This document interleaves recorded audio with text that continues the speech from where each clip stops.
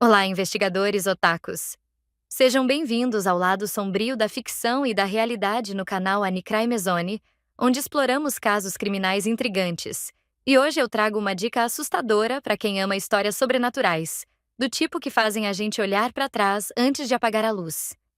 Se você curte relatos reais de arrepiar a espinha, então senta aí, porque hoje vamos falar sobre Haunted, ou como ficou conhecida aqui no Brasil.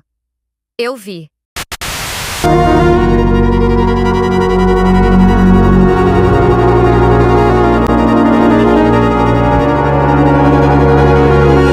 Haunted é um pseudodocumentário paranormal. Mas calma, o que isso significa? Basicamente, é uma mistura de documentário com encenação. Pessoas reais, isso mesmo, reais, contam suas experiências paranormais mais marcantes, enquanto atores dramatizam esses momentos em cenas super tensas, cheias de clima sombrio. Muitas das histórias apresentadas nessa série lembram bastante filmes de terror famosos. O curioso é que esses filmes foram lançados antes da data em que os eventos teriam acontecido, o que levanta muitas dúvidas. Já outros episódios trazem relatos com pouquíssima, ou até nenhuma, evidência que comprove o que está sendo contado. No primeiro episódio, por exemplo, quem narra diz que foi reanimado com um desfibrilador depois de ter ficado clinicamente morto, por causa de desidratação e insolação. Já no segundo episódio, chamado The Slaughterhouse, uma mulher conta que seus próprios pais eram assassinos em série. Só que, mesmo com muitas pessoas pesquisando sobre esses casos, procurando registros, boletins de ocorrência, reportagens, nada foi encontrado que comprove que esses eventos realmente aconteceram. Isso fez muita gente questionar se as histórias reais apresentadas no programa são mesmo verdadeiras. Em 2020, a série ganhou um spin-off chamado Haunted, Latin America, com relatos sobrenaturais vindos da América Latina. Logo de cara, o clima já é sombrio.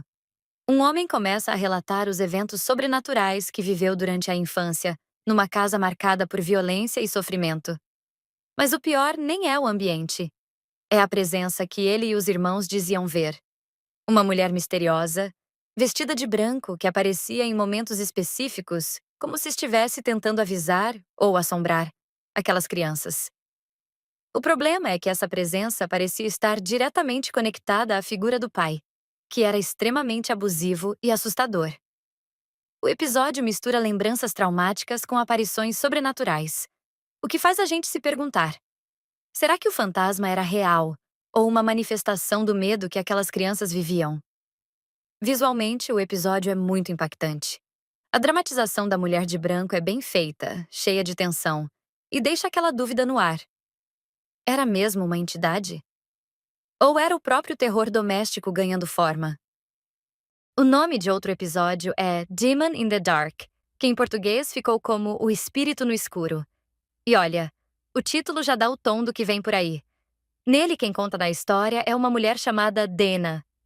Desde a infância, ela afirma ter sido atormentada por uma presença maligna, um verdadeiro demônio que a perseguia no escuro. Mas o mais pesado não é só o aspecto sobrenatural. O episódio mistura essa presença demoníaca com traumas reais vividos por ela, incluindo abuso físico e psicológico. Dana descreve o demônio como uma entidade que não só a observava, mas se alimentava do sofrimento dela. E é aí que o episódio ganha um ar ainda mais simbólico. Será que esse ser era real? Ou uma forma de representar os horrores que ela viveu dentro da própria casa? As dramatizações são sombrias e viscerais. E o clima é sufocante do começo ao fim. Não é só sobre assombração, é sobre dor, sobre traumas que deixam marcas profundas e, muitas vezes, invisíveis para quem vê de fora. Esse episódio divide opiniões. Tem quem acredite que o relato é verdadeiro. Tem quem veja como uma metáfora poderosa sobre abuso e saúde mental. Mas uma coisa é certa: Demon in the Dark é um dos episódios mais densos e emocionalmente intensos da série. Neste outro episódio, A Ala do Mal.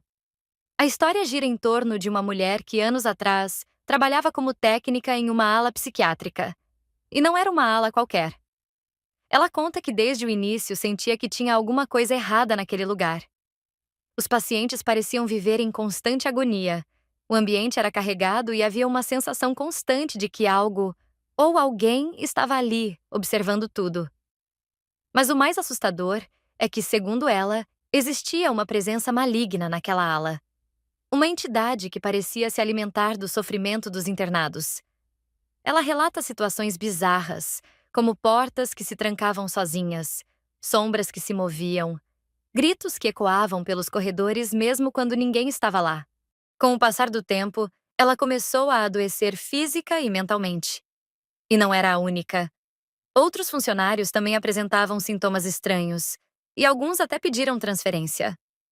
A sensação de opressão era tão forte que ela acreditava estar sendo sugada por aquela presença, como se o mal tivesse vida própria. A dramatização do episódio é pesada e, ao mesmo tempo, deixa a gente com aquela dúvida. Será que tudo isso aconteceu mesmo? Ou foi o ambiente naturalmente difícil que mexeu com a cabeça dela? O episódio termina de forma bem sombria, deixando a história em aberto. Não tem explicação racional. Não tem solução. Só o medo. No episódio Espíritos do Inferno, a história contada é daquelas que deixam a gente com um peso no peito.